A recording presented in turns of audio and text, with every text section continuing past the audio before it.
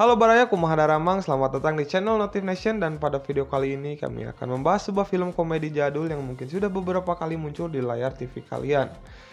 Film ini berjudul Kung Fu Hustle, film yang dirilis pada tahun 2004 dan dibintangi oleh Stephen Chow yang mengisahkan tentang seorang pengguna kungfu yang sudah pensiun, yang jelas sudah tidak mau lagi menggunakan kungfunya. Namun suatu saat mereka harus menggunakannya kembali karena kediaman mereka telah diusik oleh salah satu geng terkuat di sana. Oke lah, without banyak basa-basi, let's go to the story.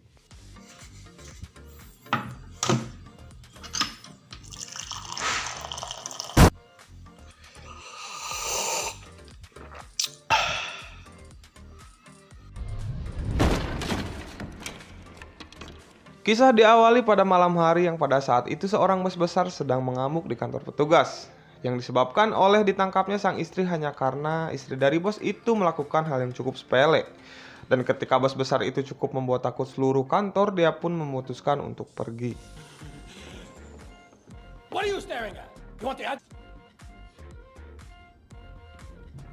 Ketika berada di luar kantor petugas, bos besar beserta istrinya pun dibuat bingung oleh keadaan jalanan yang sudah sangat sepi sekali.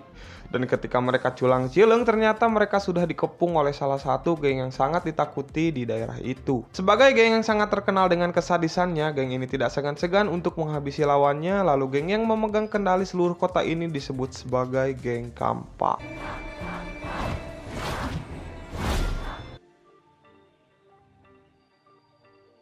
Lalu scene pun berpindah kepada satu pedesaan yang cukup damai, di mana desa ini jauh dari jangkauan geng apapun.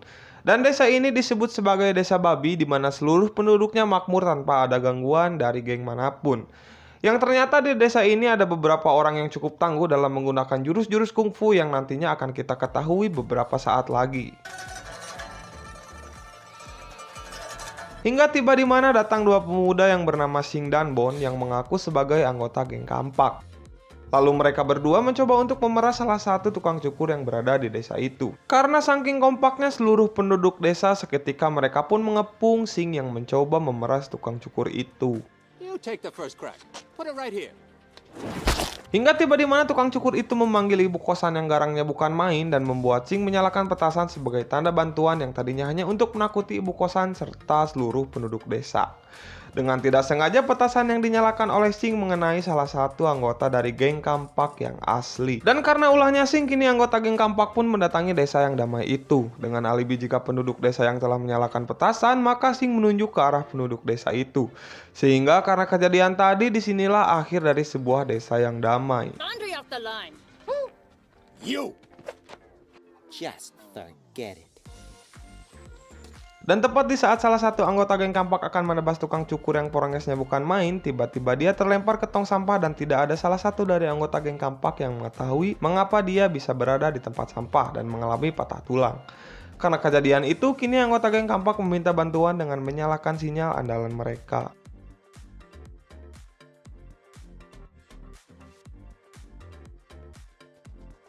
Dan kini anggota geng Kampak sudah memenuhi desa yang damai itu. Lalu keadaan semakin memburuk ketika ketua dari geng Kampak yang bernama Sum mengetahui jika balatnya tewas pada kejadian tadi, yang membuat dia akan membakar anak dan ibu demi mengetahui siapa pelaku yang telah menewaskan balatnya itu. Lalu tepat di saat kakak Sum akan melemparkan panekernya, tiba-tiba paneker itu ditangkap oleh salah satu kuli bangunan yang bernama Choli, yang ternyata dia itu bukanlah seorang kuli bangunan biasa.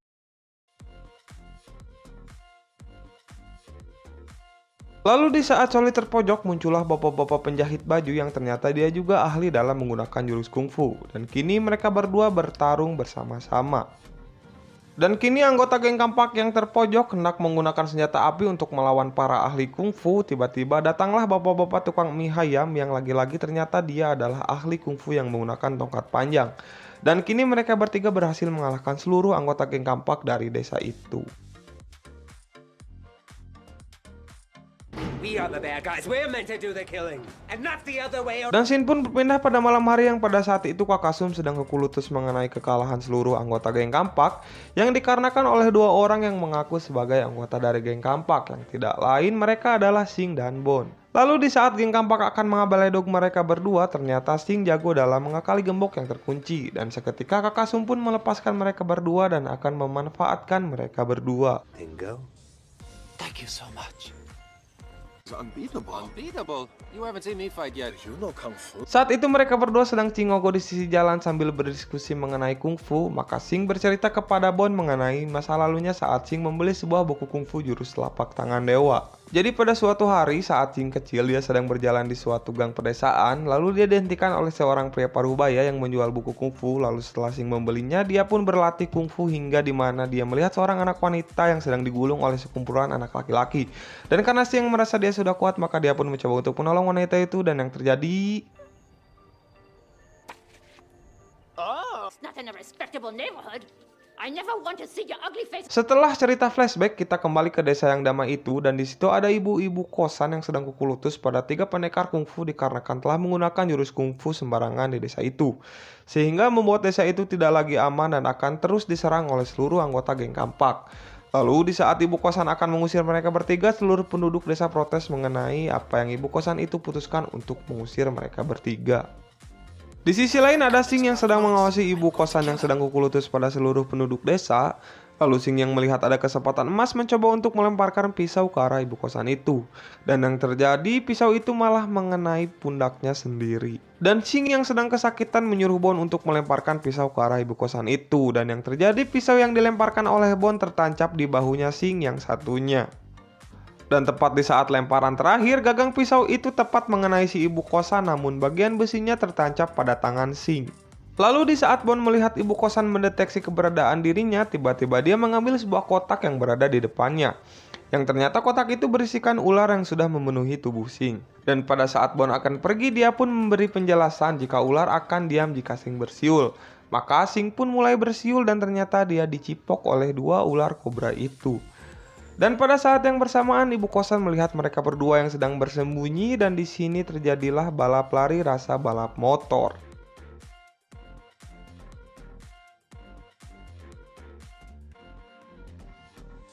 Setelah kejadian tadi, kini Sing berada di atas lampu merah. Dengan bibirnya yang doer, dia memukuli dinding atap lampu merah itu, yang meninggalkan jejak teknik kungfu pada setiap pukulannya. Lalu Bon yang sedang menunggu Sing di tepi jalan, dia dibuat heran oleh Sing yang ternyata lukanya Sing sembuh dengan begitu cepat. Did you see a doctor? No, why? Di markas geng kampak, Kakak Sum mendatangkan 2 orang pengamen jalanan yang ternyata mereka berdua adalah seorang ahli kungfu yang tangguh, yang bersenjatakan alat musik untuk menghabisi lawannya, yang disewa untuk menghabisi ketiga pendekar kungfu yang ada di desa itu. Bird of the Fire Cloud is the world's greatest killer. Kembali ke desa babi, di sini kita diperlihatkan 3 pendekar kungfu yang sedang melakukan latihan kungfu untuk terakhir kalinya, atau bisa dibilang sebagai pertarungan perpisahan. Until we shall meet again.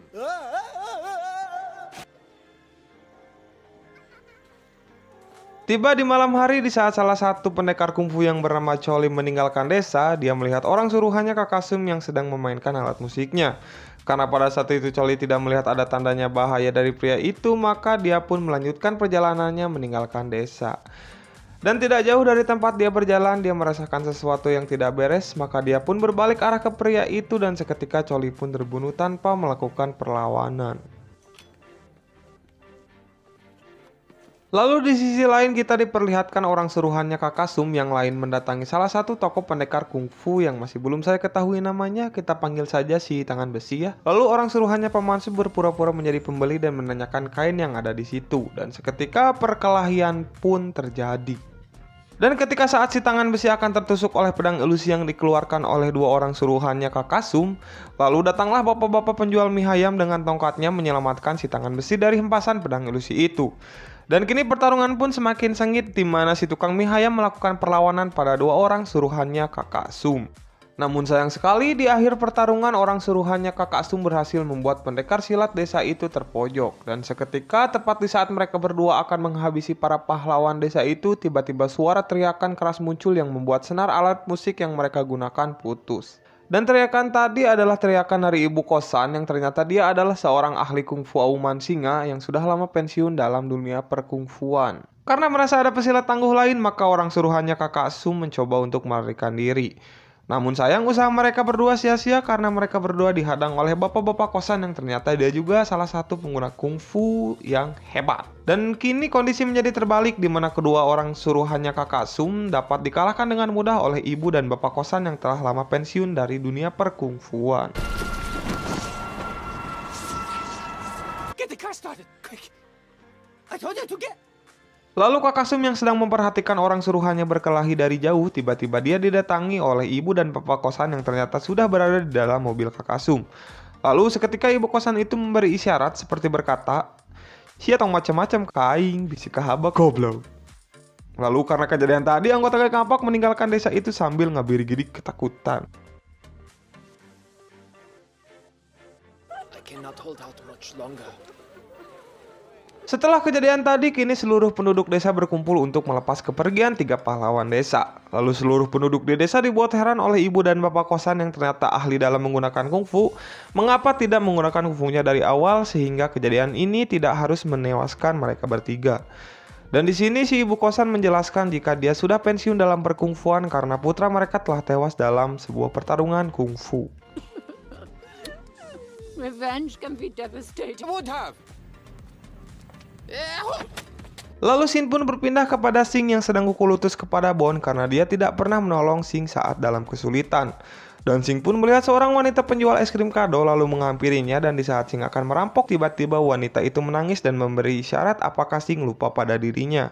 Lalu wanita itu memperlihatkan sebuah permen untuk mengingatkan kembali Sing akan dirinya, akan tetapi Sing malah menghempaskan permen itu hingga hancur.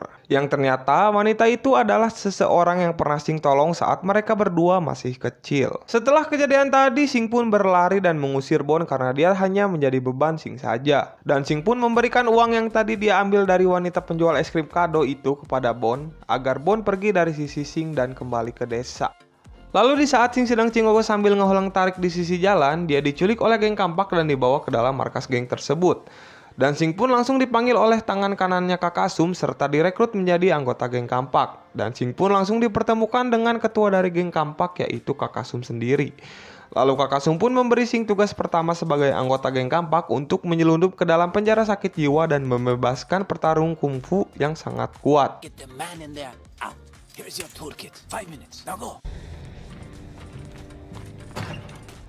Singkat cerita, Sing telah berhasil masuk dalam penjara itu. Lalu Sing pun langsung mencari ruangan yang dikatakan oleh tangan kanannya Kakak Sum.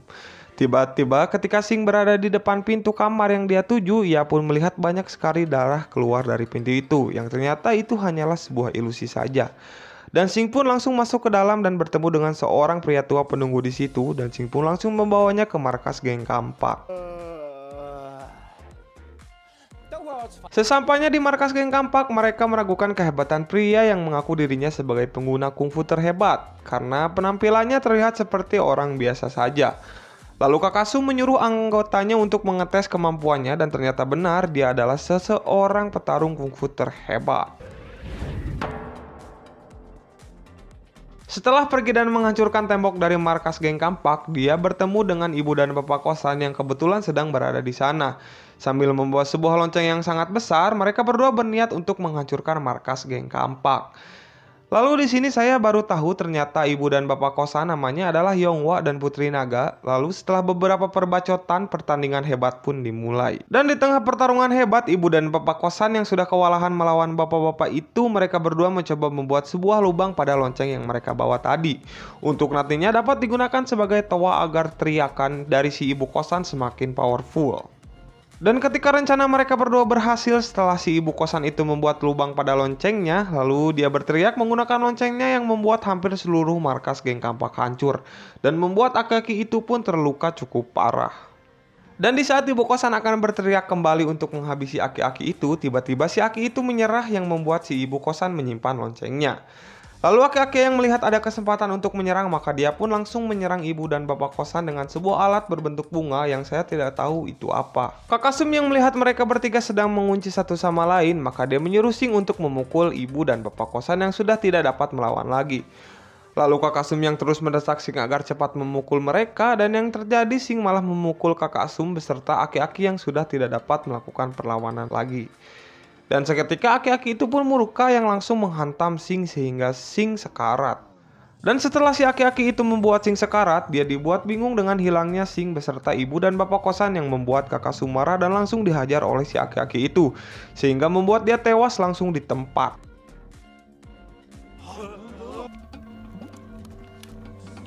Lalu setelah bapak dan ibu itu berhasil membawa kabur Sing, mereka berdua membawa Sing ke suatu tempat lalu mengobatinya. Mereka berdua yang kebingungan karena kejadian tadi yang membuat Sing patah tulang dan urat dagingnya sobek, namun penyembuhannya sangat cepat sekali. Lalu mereka berdua pun beranggapan jika Sing memiliki sesuatu yang menakjubkan pada dirinya. Tibalah seluruh anggota geng Kampak beserta dengan aki-aki itu tiba di desa yang kini sudah sepi penduduk. Lalu di saat aki-aki itu berada di suatu ruangan, dia melihat ada sesuatu yang membuat dia curiga. Dan ternyata karena kejadian itu kini Sing sudah kembali seperti semula, bahkan memiliki kekuatan yang sangat hebat. Dan seperti biasa di sini terjadilah pertarungan yang sangat hebat. Tiba di akhir pertarungan Sing versus aki-aki yang ternyata dia berubah menjadi siluman bangkong yang membuat aki-aki itu semakin kuat. Dan tepat di saat Sing dihempaskan ke langit, lalu Sing menggunakan jurus telapak tangan dewa yang membuat si aki-aki itu menyerah. Dan seperti biasa, si aki-aki ini mencoba melakukan hal yang sama pada ibu dan bapak kosan dengan menyerang menggunakan senjata berbentuk bunga. Namun usahanya sia-sia karena Sing mengetahui apa yang akan dia lakukan dan kini si aki-aki siluman itu pun mengakui kekalahannya dengan memanggil Sing guru dan film pun selesai.